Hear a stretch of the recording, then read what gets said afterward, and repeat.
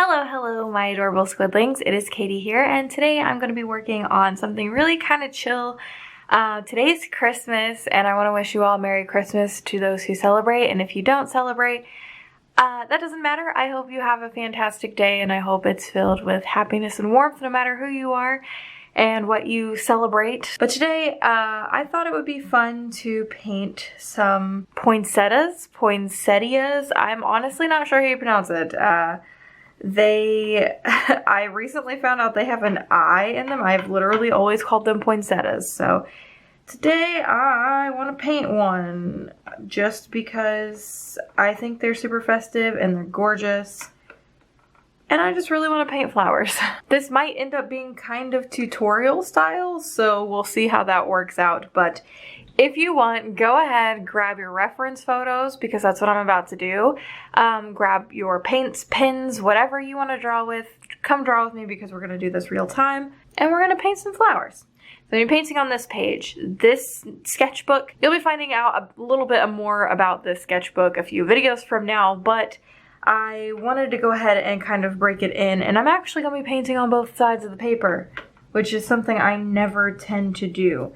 So, if you care about mixing, I've got, okay, so this is a koi watercolor palette, but I took out all the paint and put my own in. So there are various paints in here ranging from Holbein to Daniel Smith to Lucas. There's a bunch of paint in here.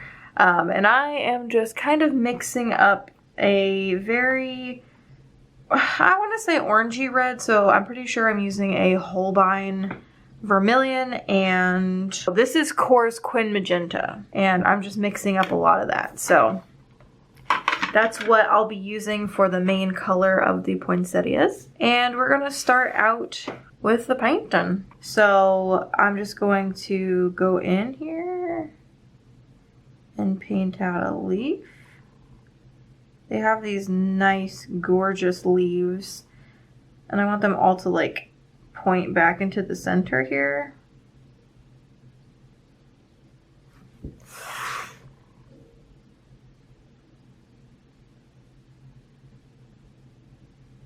And I don't want them all to have that little middle part. I'm going to rinse off my brush.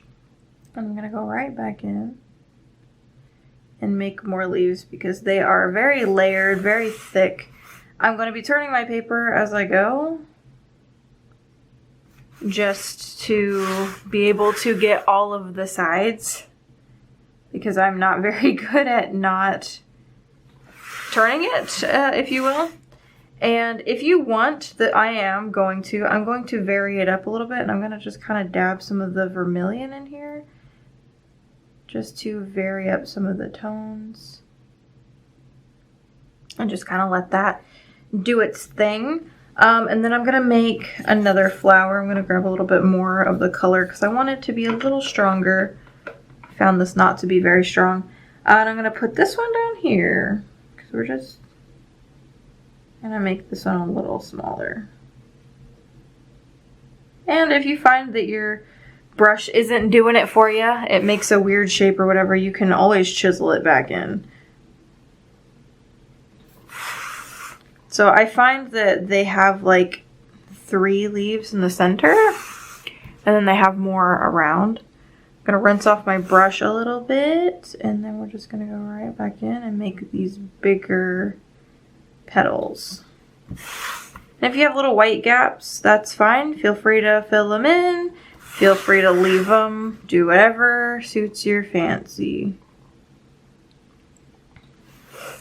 And then I'm actually going to do another one right here. Just a few more leaves because I want this one to be kind of big. And I'm just going to sketch these leaves in because I don't want them to fully take over the piece. But maybe they will. I don't know. Anyway, just like the last one, I'm going to dab in a little bit of vermilion. I like the oranginess that it gives. And then I'm going to be taking just kind of a lightish green, mixing it to make, let's see, they have some pretty deep green leaves, so Make a little bit of a deep green here. And I'm just going to go in, and their green leaves are pretty much identical, like in shape, to the like the petals, the regular petals. If it causes a bleed, that's totally fine with me.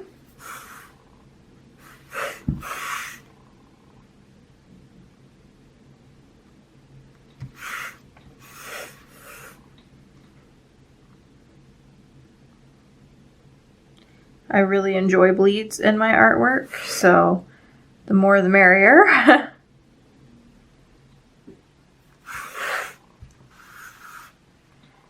And I'm just kind of like lightening up my paint as I go, really. And then if I want it to be a darker, I can just dab more in.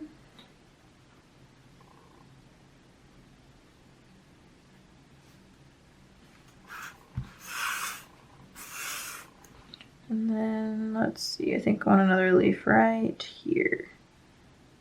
Oh, wow. That one went a little crazy. That's okay. And then we're just going to do the same thing with this one. We're just going to add in these leaves while it's still wet.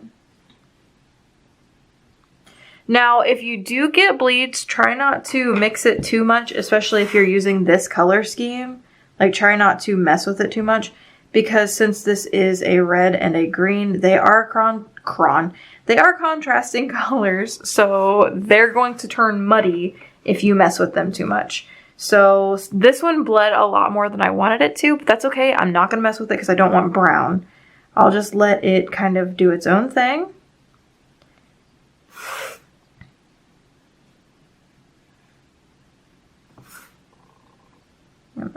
Oh well, that's okay. I ended up with too much water on my brush and it dripped. That is totally my bad.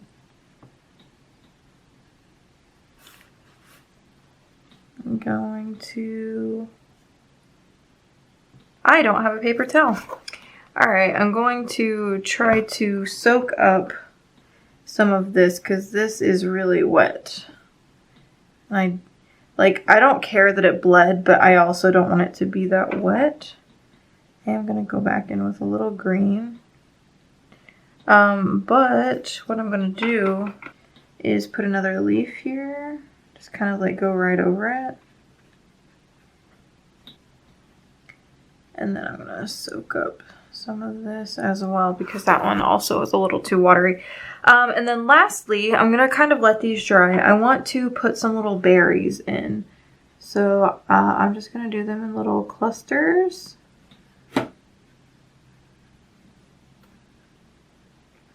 You can do as many or as few as you want, or none at all. I just feel like it adds a nice little pop. And then I'm going to take just like a regular medium-y brown. I believe I'm using a burnt sienna, but you can use whatever color you want. And then I'm just going to make a little branch. Got a little hair on the end of my brush, gross. And I'm just going to connect these little berries to the branch. And again, this is optional. This is just something I want to do because I think it looks good.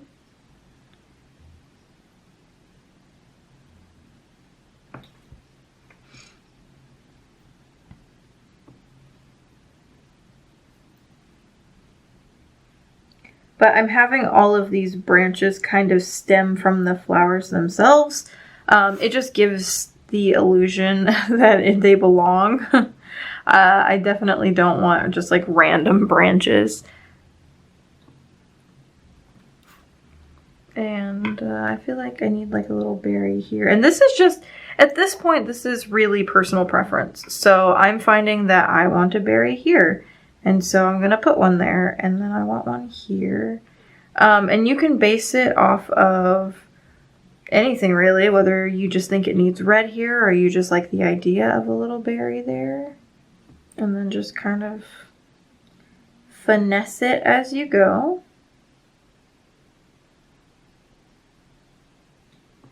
Like we like to say around here, art is an experiment. You're going to make a lot of mistakes and you're going to make a lot of awesome art. And You really just gotta play around and see what works for you.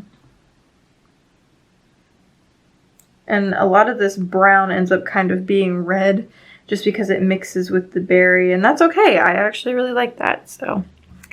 And this is super cute. This is super, super cute. I want to add just kind of like some branches that don't have berries on them. Just to help, I don't know, just to help balance out the piece, I feel like. I feel like it just really needed it down here, and I might thicken up some of the ends of the branches that go into the flower.